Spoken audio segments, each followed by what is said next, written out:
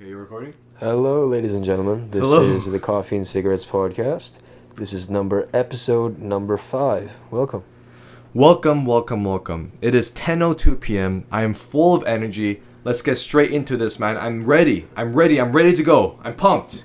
All right, dude. That's cool. Hold on, pause. I need to spit my gum out real quick. Okay, no worries. Just go spit your gum out, man. Oh, I missed. All right. Reset. Okay, let's do this. I'm excited for this episode. Okay. Well, Ryan, let's. Yeah. Oh yeah. Well, before we begin, we gotta log it as always. It's June 26th, 10:02 p.m. Listen, man. Like, what have you been up to? Let's just get straight into it. Well, what have you been up to the past 24 hours? Not much. Just the daily usual. Went to the gym this morning. Oh yeah. I heard you started some boxing. Yes, sir. That's sick. That's cool. Punch the bag. Beat the bag up. Pow pow. Oh yeah, Give it all 1-2. Hold on, you did it with Haji, right? Yeah. Bro, next thing you know, you're gonna wake up one day and you're gonna be Mike Tyson. I'm gonna change race. Exactly. The melanin in my skin will drastically change. Exactly. Listen, man, no, I'll you're be actually a hulking monster, bro. I'll be like 6'8". You're gonna get Mike Tyson's lisp, just all of a sudden. What are you talking about? I can't even do a lisp, man. Lisp. I've always wondered how it sound with the lisp. I guess no one will ever know. Well, no, I respect that, man. I actually genuinely respect that. That's it's not easy sometimes, taking the first step, you know. You know what? You did it with Haji, right? Yeah. Cool. I think you asked that previously. Did I? Okay, Yeah, all right. I might just be going crazy at this moment, but Who knows, man? all right. Well, yeah. No, I just that's well, I mean, what did we? Okay, so what did we do yesterday? Talked about evolution and shit. Well, yeah, maybe after. Oh yeah, no, I just slept after that. Yeah. So I woke up. Oh yeah, I did some last few. Oh yeah, no, I went back to the school, and I took my camera with me, and I just took a bunch of pictures around the school, just like indoors. Cause you know how? Do you remember that post I did a while ago where I took a picture of every Burnaby High School in the area? And it was just like in its current empty, eerie state. I wanted to do the same thing, except indoors in our school, and yeah, hopefully that goes well. Okay. No, like I was shooting, and my vice principal just came out of the blue. And he's like, "Hey, listen, buddy, what are you doing?" I'm like, "Oh, I'm sorry, I'm just taking." He was like, "You know what? I understand. Just finish up and just be quick." I'm like, "Oh, okay." And I talked to a couple other teachers, and you know Miss Deach, right?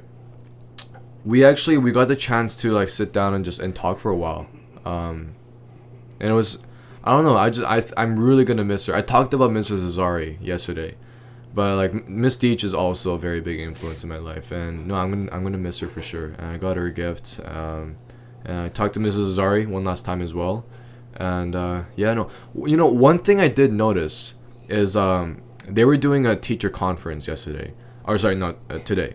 And as I was walking through the hallways, all the teachers are in their individual rooms on their computers watching the teacher conference, and basically it's all the teachers saying goodbye and such.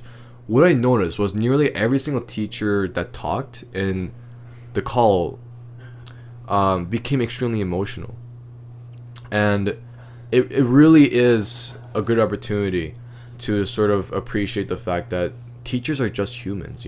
They're just humans. They're as flawed as we are. Not to demean or anything.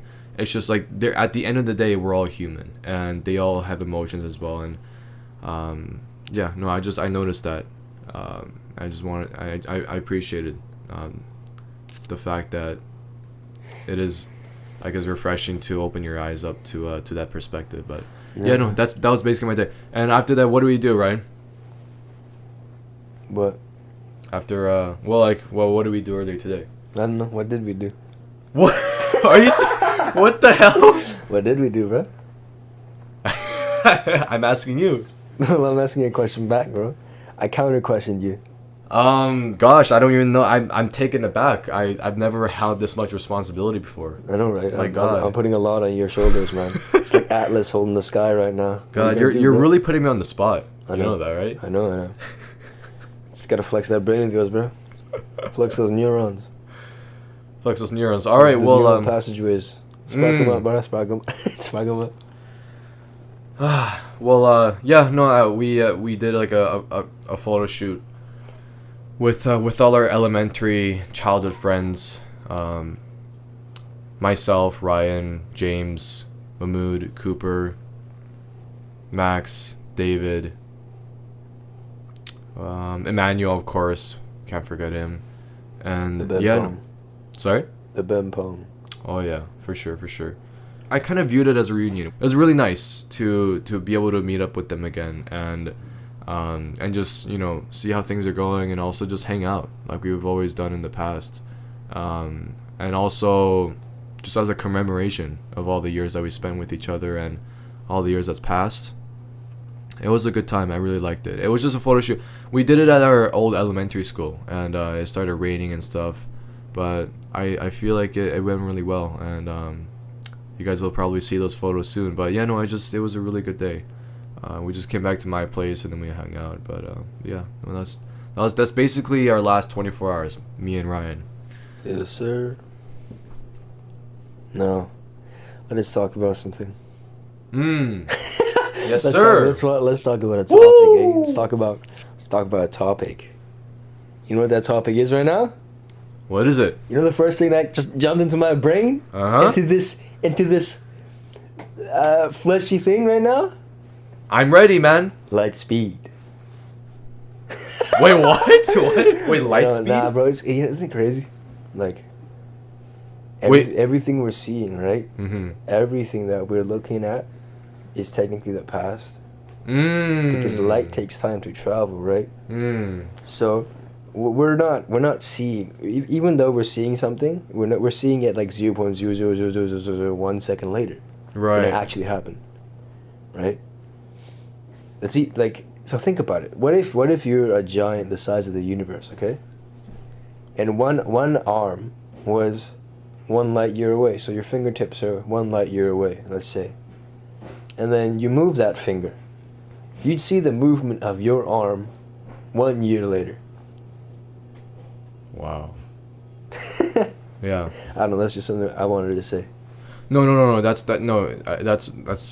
It's really interesting. It's really disorienting actually to think about, because it's all true. It's not an exaggeration. We literally are virtually seeing the past constantly. Right this second, I'm staring at the monitor. I'm looking at my levels on Audacity. Like as I'm speaking at this very moment, but the light coming from the monitor, the light that's shining down on me in my room, it's all delayed. Shines upon thee, my child. Yeah, no, all of it. No, it's a very. So the example you just talked about, it's very eye-opening and disorienting, but at the same time, we're able to experience that same phenomena anytime, any of us. The stars are an extremely good example of that. The stars we're seeing at that particular moment, when we look up at the night sky, depending on what star and what the distance is, of course, but some particular stars that you see up at the night sky when you look up right now may potentially have taken years upon years, maybe even tens of years or hundreds to reach that particular point. That is the epitome of coincidence. Like, you had to stand at that specific spot at that specific moment to experience that light traveling all that distance just to reach your retina. In that moment, it's insane to think about. It's the you can't get more coincidental than that, you know? Yeah, bro. Then, like, let's say an alien life form exists on a planet, I don't know, 80 million light years away, right? It's a good planet. It's in the Goldilocks zone of their sun, of their star in this case, and there's intelligent life that is far beyond ours, and so they have a telescope, right?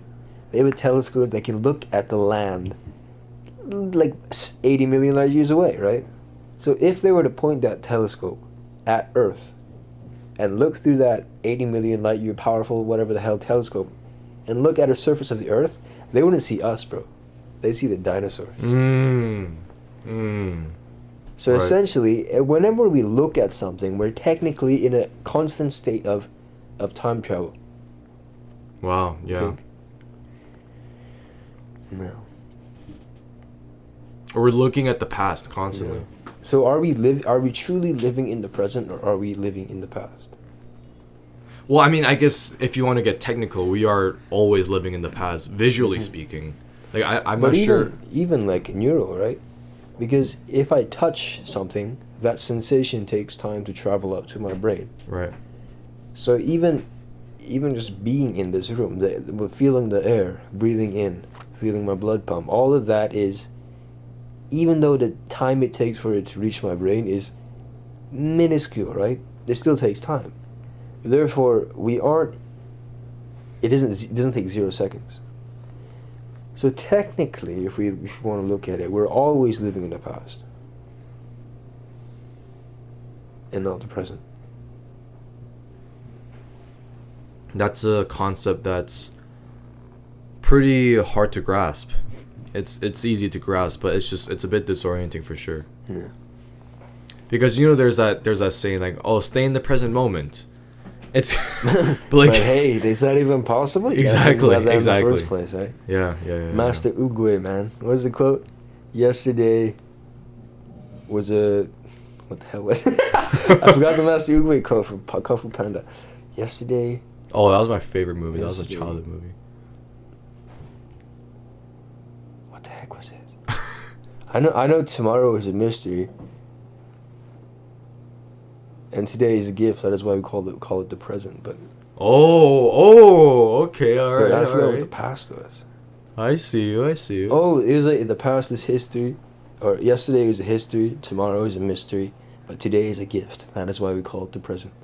Whoa. Yeah, bro. When I first heard that when I was like 8, I'm like, oh, I'm like Master Uguay, and then he died unfortunately, so it was kind of big sad. Kung Fu Panda was I feel like it was a genuinely intelligent film No, that it was very respected the philosophical. intelligence. Yeah, it respected the intelligence of the kids. See, when you look at most DreamWorks films, like for example Wall-E, They all have a deep meaning behind it. yeah, like even Up, surface level wise, yes, they are children's films, but they could very well be as effective and as meaningful to adults at the exact same time. Yeah. That's not easy to accomplish. That's not something that just comes like you have to be intelligent and generous and understanding enough to the point where you both respect the intelligence of the kids, but at the same time also recognize that this could very well also affect and relate to adults as well. That's not something that's easy to come by.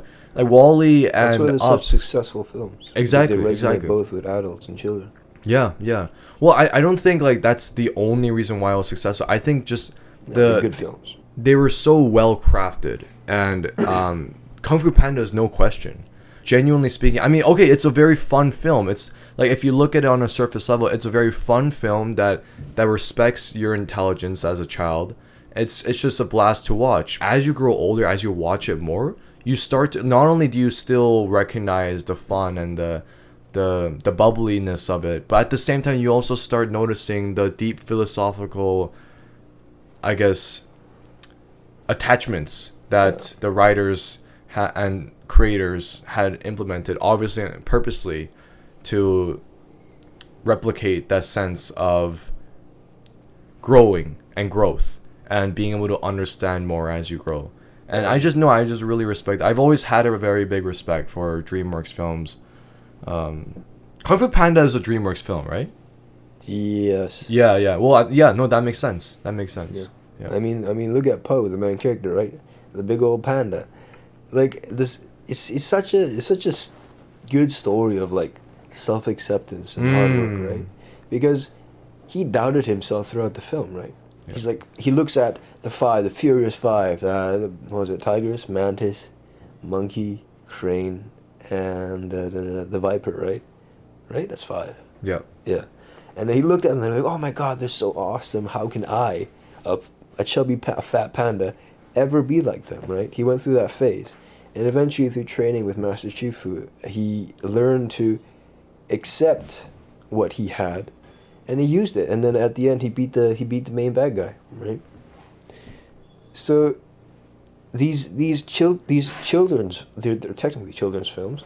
They teach such subtle messages like self-acceptance, hard work, all that stuff. And I think that subconsciously ingrains itself into those children.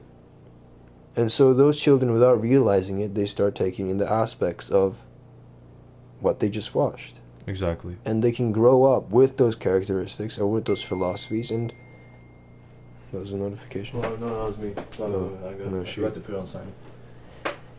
And yeah, it's just good influence. Oh yeah. Yeah, so I feel like what makes what makes good movies is, like you said, they have that philosophical thing. They're not just a flat thing that you look at. It's not. No, that Yeah. makes sense. It's not just something.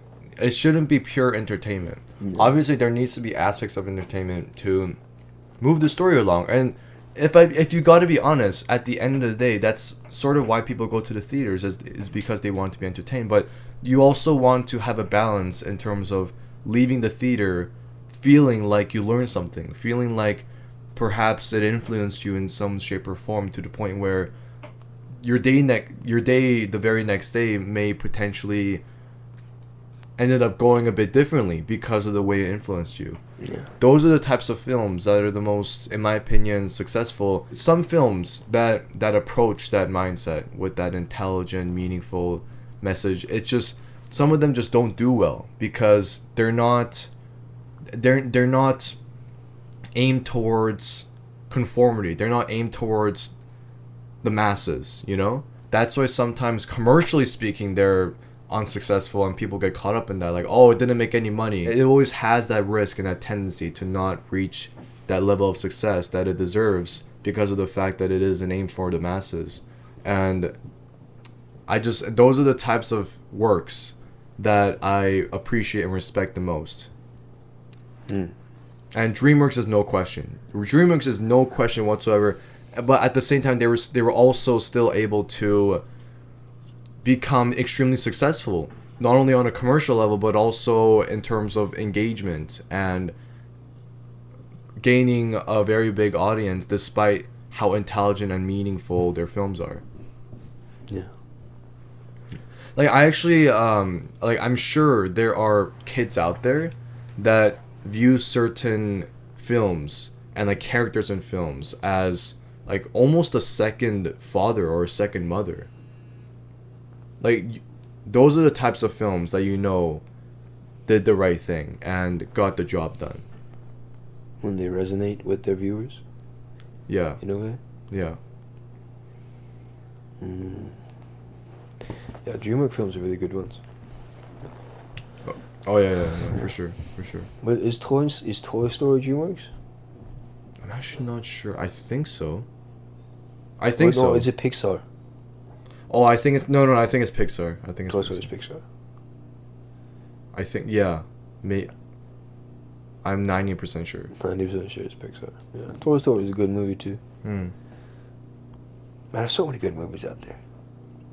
That's why it's like when someone asks me what my favorite movie is, right? Mm-hmm. So I can't choose. Mm. There's so many good ones out there. And it's like, yeah. Yeah. Okay, cool. Let's move it along then.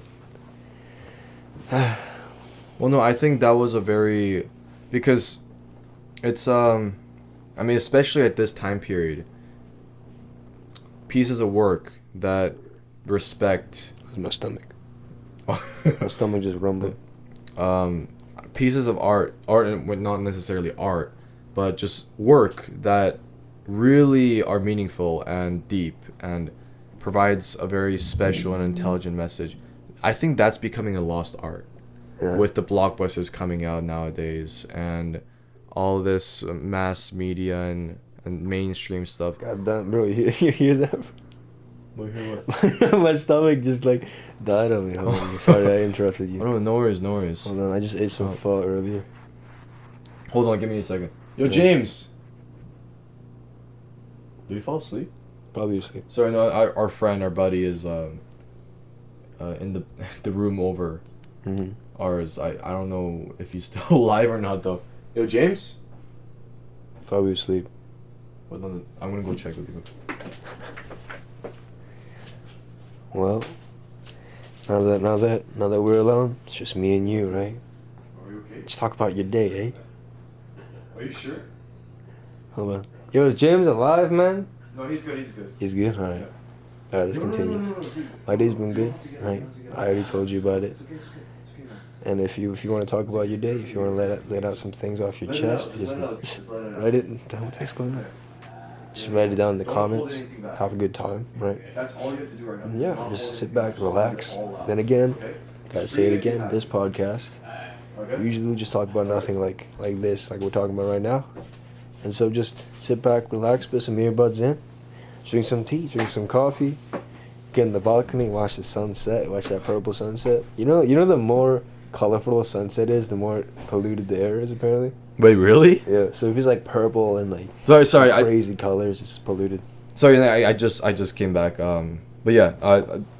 So you were talking about sunsets and like. Nah, the I was just asking them about their day. Just writing a comment, and just if you just the podcast, man, just put earbuds in, just sit back in a lawn chair or something, or do like Joseph said before, do the dishes, play video games, read a book, do whatever, and just let us be white noise in your ear. Mm-hmm. Yep. What the heck is that? Yeah, I Yo, know. James, you good? Okay, he's good. Yeah, James is good. Yeah, no, I checked up on him. Yeah, he's okay. He's okay. But yeah, no,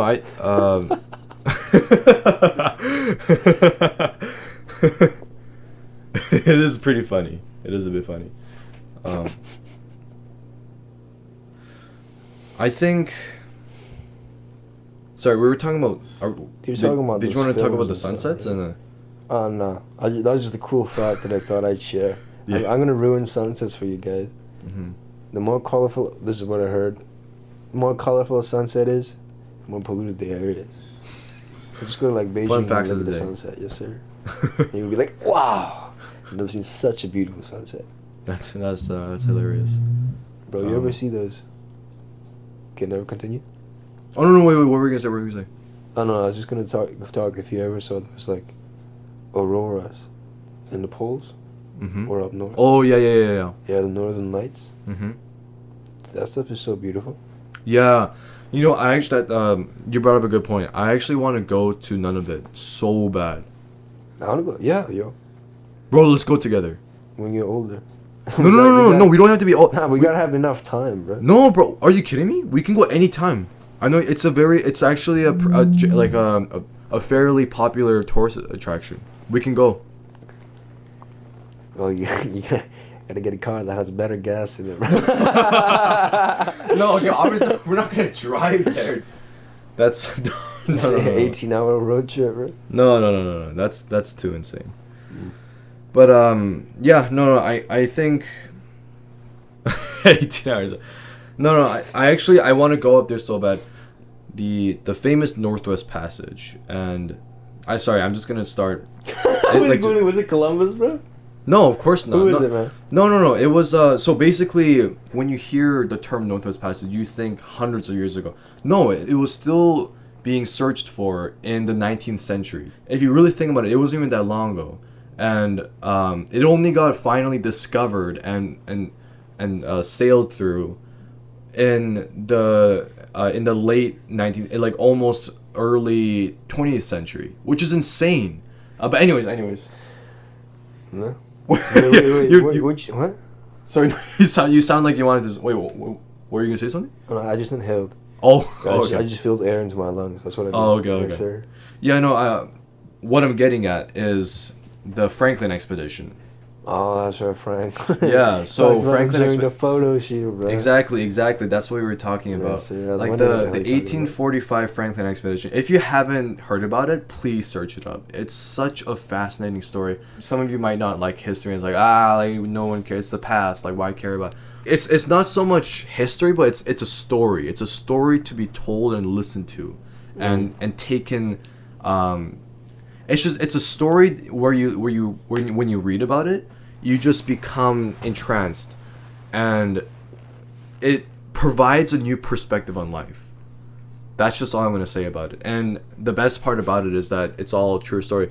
I'll just run down like a really big summary of it. But so in the early 19th century, the British, at this point, they're going through that like Victorian phase. You know, like discipline, honor, glory, conquering lands, nationalism, imperialism, all these things. They were really high on success. They thought they saw themselves as being on top of the world, you know?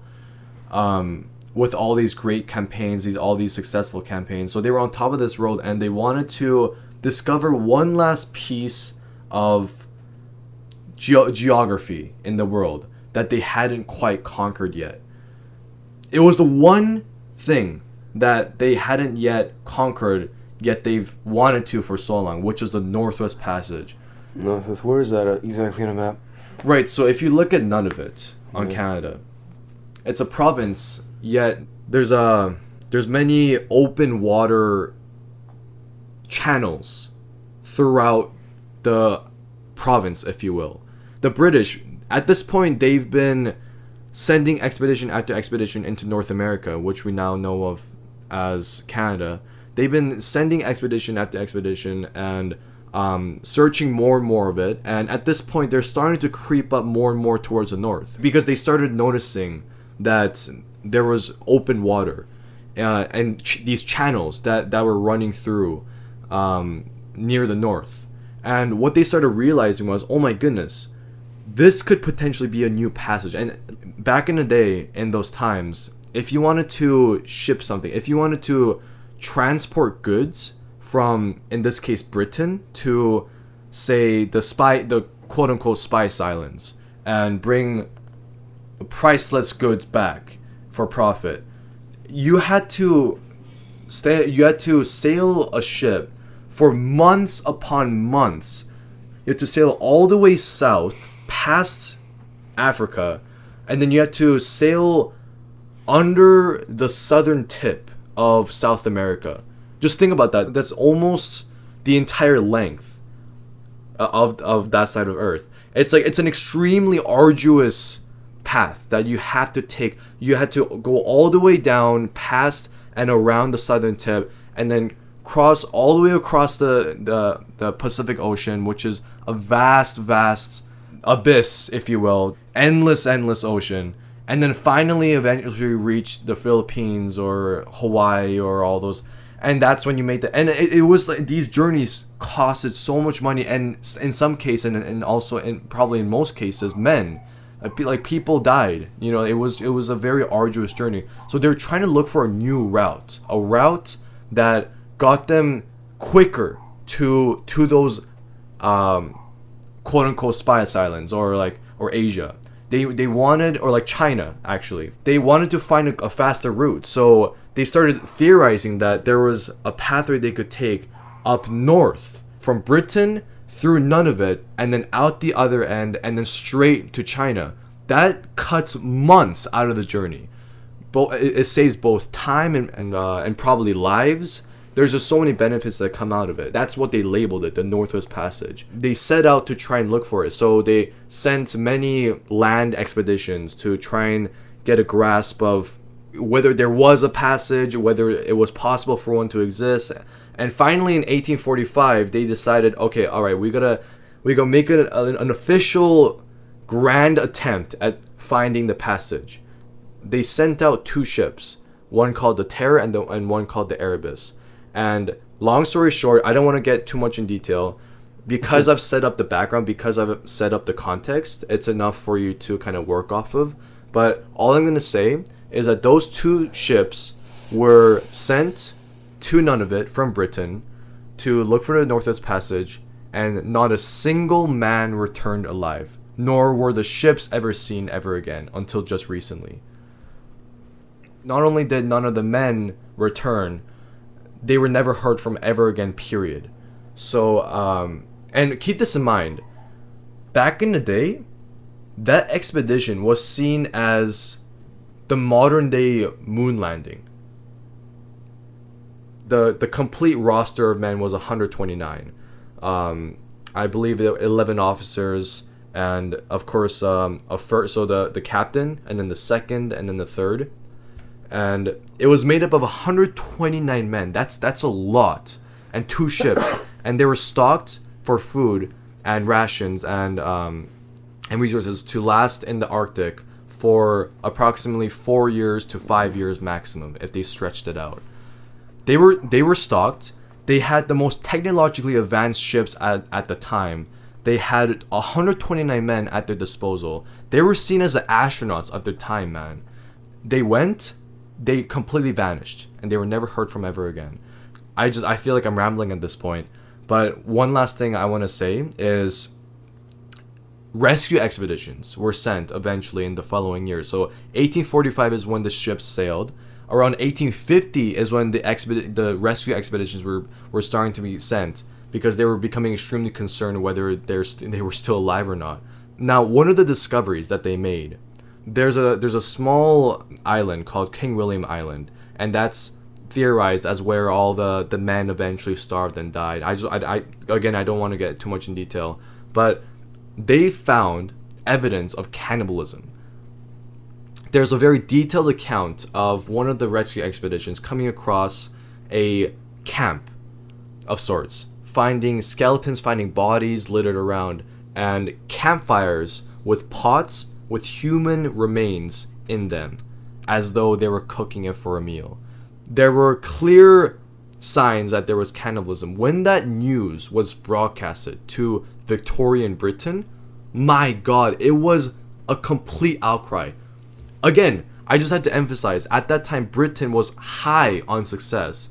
They thought that they were on top of the world. They thought that they could conquer everything. So imagine, let's just put this in comparison. Imagine the astronauts in 1969 that were first sent to the moon were sent, and after a certain amount of time, we get word back that they practiced cannibalism, or that they starved to death, or that they all eventually died. Like, it was that big of news, except in this case, it affected Britain much more since they were so high. They were just, they just thought so high that their ego was extremely inflated. They had a lot of pride. Exactly. Hubris. They had extreme hubris. And so, the moment that happened, the moment that news was broadcasted back, it was a complete outcry. Everyone's ego was damaged, you know? Everyone, I'm sure, felt extremely vulnerable because they began realizing, oh my God, maybe we're not as invincible as we really are, as we really think we are. Picture yourself at that time, and you hear that the Admiralty is sending 2 highly technologically advanced ships to the Arctic with 129 men to look for the passage. You feel so hopeful, right? You feel like, yes, we can do it. We've done all these other things in the past. Why can't we do this? And then 5 years later, you get news back that they eventually all starved to death. They all died. It was an extreme failure. All hands were lost, and on top of that, they practiced cannibalism. It's not even conceivable. Like, cannibalism at the time was seen as a barbaric and savage action, or something that only like animals practice, or something that only deeply animalistic or primal beings. It was seen as this extremely low form of being a human. Nothing that could ever be touched with the British honor, that British morale. It cannot even be conceived of Britain even thinking about doing something of that manner. Yet news got back, and it was told that in fact it had occurred among Englishmen. People could not even conceive that had occurred. Going all the way back to what Ryan and I were talking about earlier, that's why I want to go to Nunavut so bad.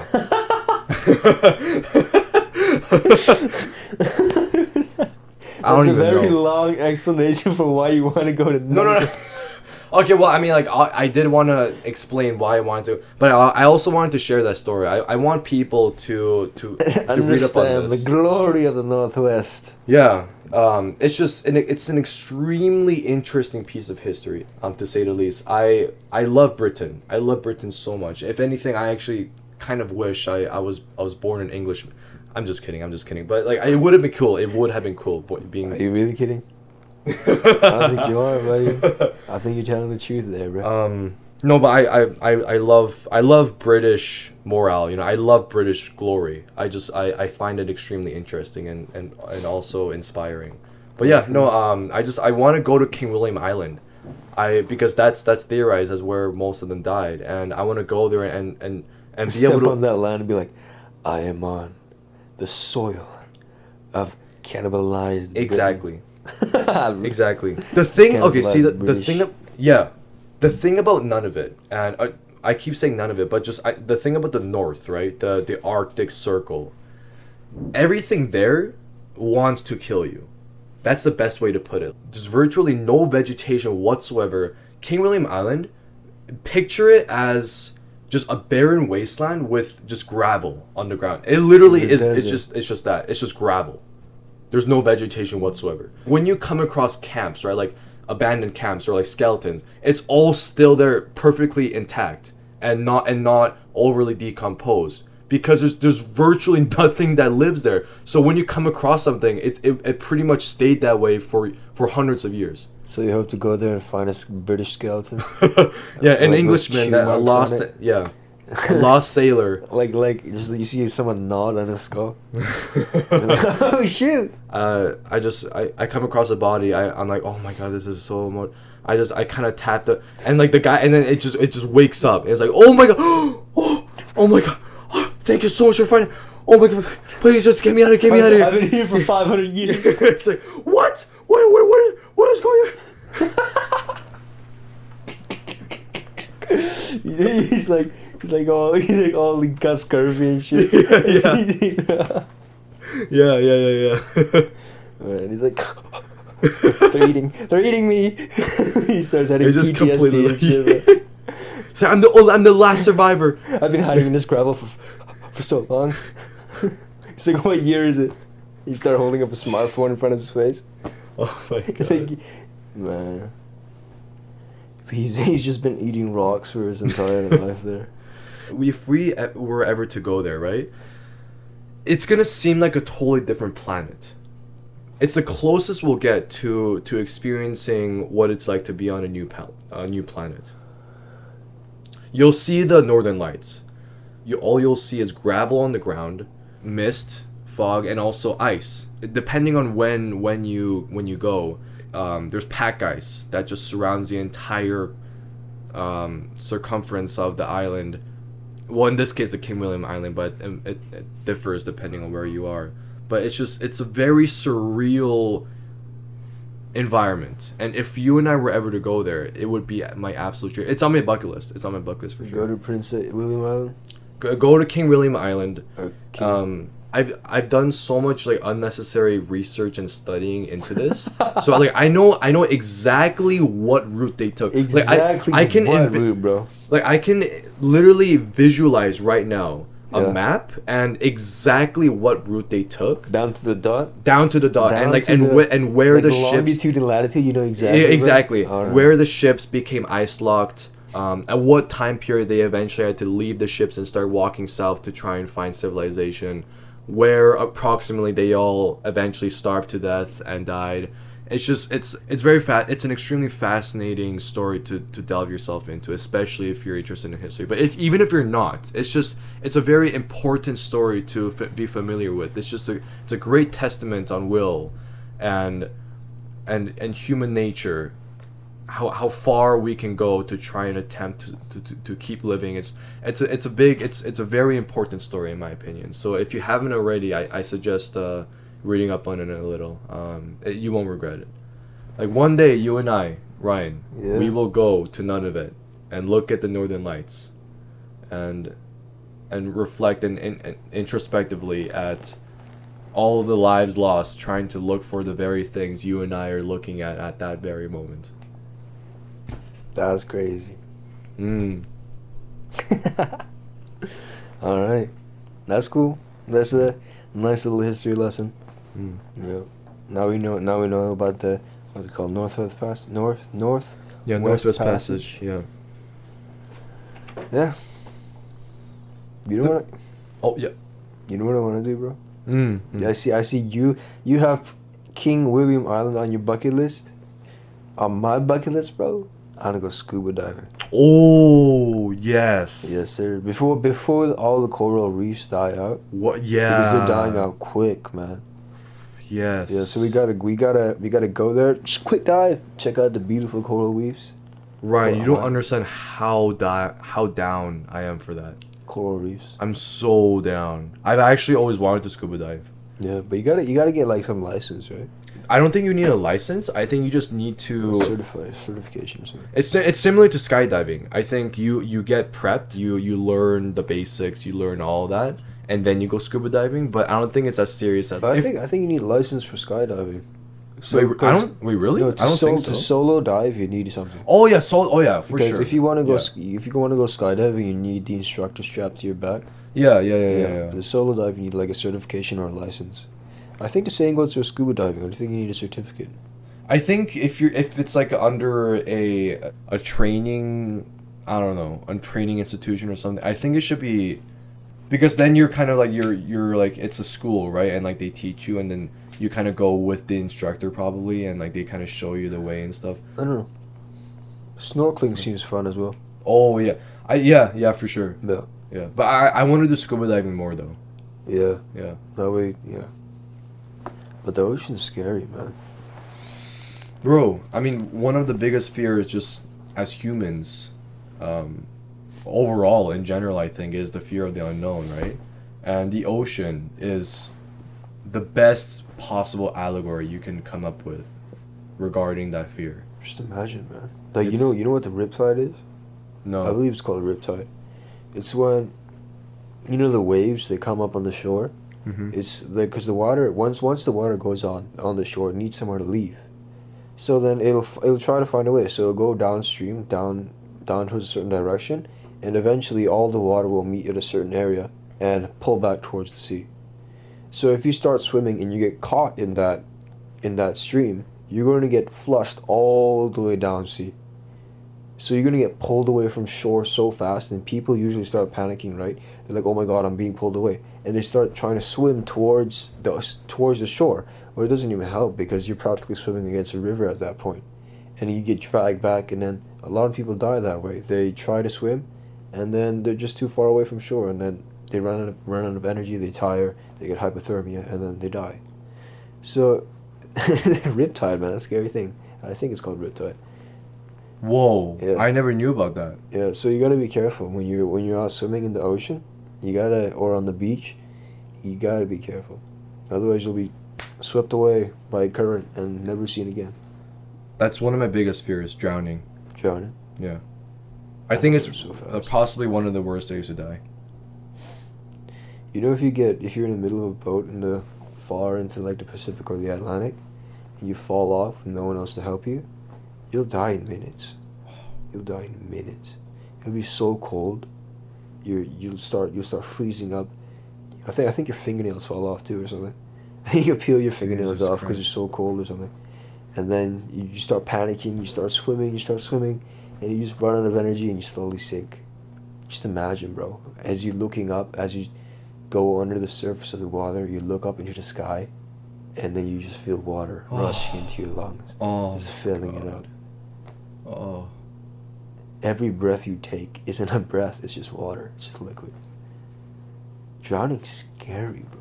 Dude, imagine just sinking into the depths and being completely helpless. You're bound by the fact that you're physically unable at that point to swim up to the surface. You're just so exhausted that you just let go, you give up, and you slowly feel yourself being pulled under. Yeah. It's just, oh god. and just look down when you're panicking, when you're like gasping for breath, or trying to stay afloat. You look down, you can't see anything. It's pitch dark, just blue, and just imagine all the sea creatures that are just swimming under you. And that's probably the worst part about, or not the worst, but one of the most fearful parts about the ocean, the fact that when you look down, you can't see anything. Can't see jack, man. So you literally feel like a baby in the middle of a vast ocean, literally, of unknown. You feel so vulnerable because no matter what, no matter how hard you try, or no matter how hard you wish, you could know that you have no idea what is right under you. It's one of the most scary things. It triggers, I think it's one of the biggest triggers to that primal fear of the unknown. Bro, humans are so weak in the water, man. Yeah. No, we become doesn't matter. I don't care what your name is. I don't care if you're the richest man in the world or the strongest man in the world. Bro. Oh yeah, that's true. Well, people that have experience in the water. No, but at the same time though, even if you're extremely experienced in what, I think at the end of the day, ultimately speaking, we were all vulnerable in the world. Compared to a fish, we're nothing, man. Yeah. We're nothing. In the water, like we see ourselves as above fish, right? Like we buy them at the supermarket. We see them being slaughtered right in front of us as we consume them. Bro. But no, if anything, fish are superior over us, man. In their natural habitat. Yeah. In their natural habitat, they're the kings. We're nothing. We're flies. Look at swordfish and tuna, bro. They're massive. If they fly full speed at you, if swordfish flies, apparently, like, when swordfish jump out of the water and fishermen are fishing, they can get impaled and they die. Oh my god. Yeah, so it's crazy, man. It's crazy to think about. We humans ourselves, we're so weak. We're so soft. Yeah. Oh yeah. We're so fragile, right? Yeah. I mean, look at chimps. They could beat the living hell out of us. Yeah. Even baby chimps are hella strong, right? And chimps share like 90-something% of our DNA. But like, just think about it. Just this minor expansion of our brains allowed us, even with these fragile bodies, to conquer everything. Yeah. Yeah. No, like, we didn't conquer everything because of a physical aspect. Yeah, we're not strong. No, like we did not conquer anything due to anything physical related. It was pure, in my opinion. Well, I mean, like, just ingenuity, bro. I think we had we took advantage of what we had as much as possible. For example, like long distance running. I think one of the things that humans did have, physically speaking, that helped us survive is the ability to, or at least a tendency to, outrun things. Yeah, bro. If we shoot speed wise, we're done. Oh no, we're Stamina. done. I think I heard humans are probably the best at just long distance runs. Yeah, because of sweat. Exactly, because that's the one thing that I think we had some control over was stamina. If we chose fight when we're going against a gorilla or a tiger, no, we're dead. We're dead, bro. We are dead. Pinch your head off, dog. Bro. We get peeled like a banana, bro. The one thing we did have though was stamina. If we tried to outrun a tiger by doing like a full-on sprint, we'd still die. It would still catch up to us. But stamina, like outrunning the prey by simply continuing your pace and keeping at that steady rate. I think that's the one thing that, physically speaking, we may perhaps sometimes be superior over some particular species. But still, though, you know? Yeah. I think that's how we did it in the past. Yeah. We injured the prey, and then while they bled out and ran away, we just chased them. They bled out and died, and then we'd eventually catch up to them, right? Yeah, exactly. Yeah, that stamina thing, it not only did it help us out as far as like running away from predators, it also helped us catch prey. Yeah. It's like sweat is such a small thing that we tend to overlook, but it's so important to how we survive. Yeah. Because sweat, it doesn't seem like it does anything, but it cools the body down. Meanwhile, for animals that have fur, like a tiger, right? Like, they don't sweat. They can't sweat. Yeah. And so they tire out real quick. They burn out really quick. Same with cheetahs.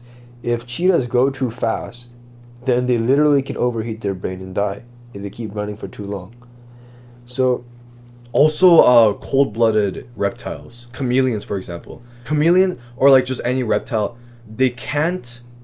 We're warm-blooded. We have the ability to control our body temperature completely unique to what our need is. That is something we take for granted for sure. control body temperature. Right? Yeah, reptiles aren't able to so that's why the climate they live in is so extremely important, because their body temperature and the temperature they require to survive is completely based on their environment and their climate. How crazy is that?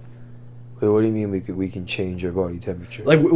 So let's just say our environment is extremely cold, right?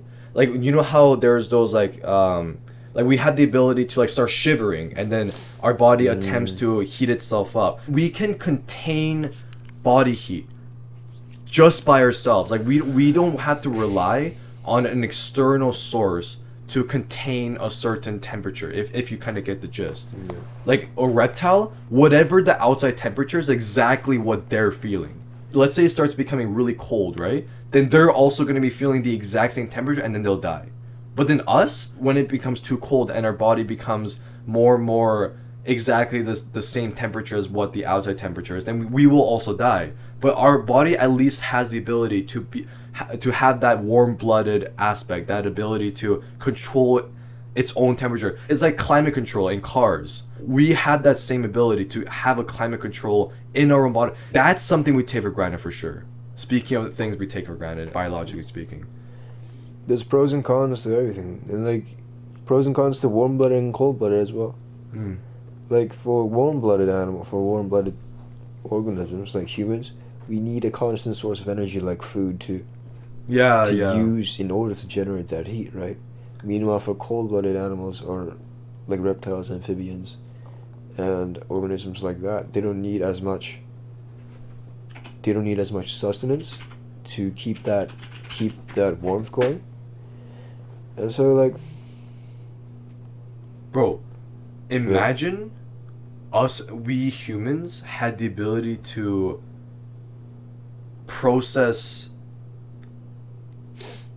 resources required to survive through photosynthesis. So sunlight. Yeah. So just jump outside and just tan. Yeah. No. Like all we have to, instead of like eating physical foods, we literally just step outside for a bit, and we're like, oh, I'm full now, and then you just go back inside. Yeah, but we'd have to do that we'd have to stay in the sun for a long time. Yeah. And we wouldn't, like, with the energy gained from photosynthesis, we wouldn't even be able to do much. Well, I mean, who knows? Maybe evolutionary speaking, we don't need to have it nearly as much as we may think now to survive. What if we'd be, like, small. What if we evolve to the point where like we only have to step out for like maybe 5 seconds and we're already full and we can just step right back inside? No. that's like, I think that's biologically impossible. I think that just doesn't work. Okay. Well, like, 10 minutes. 10 minutes. Bro, it's 15 minutes. Like, look at plants, right? They stay in the sun all day long, and they don't, and that's like the bare minimum for them to live, and they don't move at all. Yeah. Right.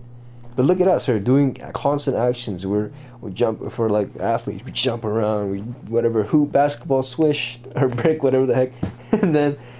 and like, we do all these things. We use brain power. And to keep the energy going, we need actual like nutrients and stuff rather than just sunlight. We don't get enough energy from that. So I feel like if we were like if we used photosynthesis to survive, then we'd probably have to stand out in the sun for all day long. Wait a second. And then work for like an hour. Wait, what if? Okay, so leaving the modern standards where we're like half the time we're indoors. Think about us as like, really unevolved, hunter gatherers. They barely spent any time, quote unquote, indoors, and they spent 99% of the time outdoors. It's compare it to solar energy, because you know how solar energy nowadays, the energy is produced when the device is placed outside the entire day, So and then it humans have kind of solar panels on their heads or something. no, not solar panels, but like, what if they had photosynthesis, and because of the fact that they're outside 100% of the time, they don't have to worry about going outside or anything because they're already getting all that nutrients constantly, dude, imagine how many problems that would solve. Yeah, but humans need more than one type of nutrient, right? Yeah. Yeah, we need. We're that too protein, complicated. We need that calcium. Yeah. We need that iron and stuff, right? We're too biologically complicated. Yeah, I mean, we get hella vitamin D, bro. We get hella vitamin D from that stuff. Yeah. But everything else, yeah, we're too biologically complex to just live off of photosynthesis. That'd be sick, though. Yeah. That's such a weird concept. Just be like, yo, I'm so hungry. Let's get some sun, bruh. Just lie down in the middle of the street. Yeah. And just chill. Wow. That'd be cool. But I don't know. I like May- eating, so. Dude, maybe like, oh my goodness, because you know how tanning, going outdoors and like sunbathing is like a popular activity, right? Yeah. What if to some degree or another, evolutionary speaking, it's kind of intuitive? Because dude, think about it. Obviously, we don't have photosynthesis, but the sun still provides us nutrients. Yeah. Like, obviously, it doesn't support everything we need. Like you said, vitamin D and all those other, probably a variety of other nutrients. So what if, evolutionary speaking, we're kind of following the steps of plants as far as seeing the sun as a source of resources? And that's why we kind of find the sunbathing outdoors as an activity that we like to do, because it's kind of satisfying. You know, it's something that fulfills our evolutionary intuition. Maybe some, I don't know. Some people just do it for the aesthetics.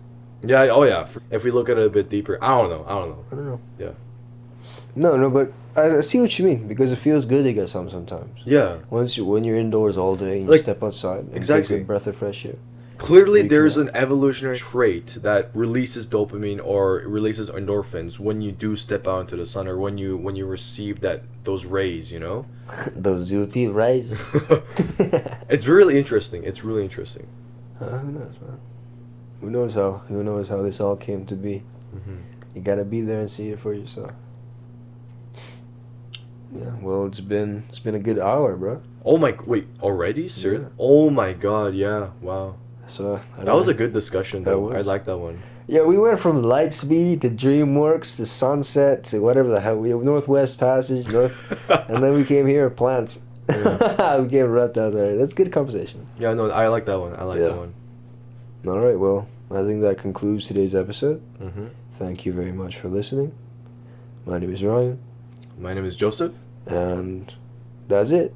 Yeah, I guess that's everything. We'll just cut it a bit abruptly this time. Yeah. But yeah, no, I hope you guys enjoyed, and Very much. continue listening to our future podcasts. Yep. Thank you. Okay, all right, bye. See you guys.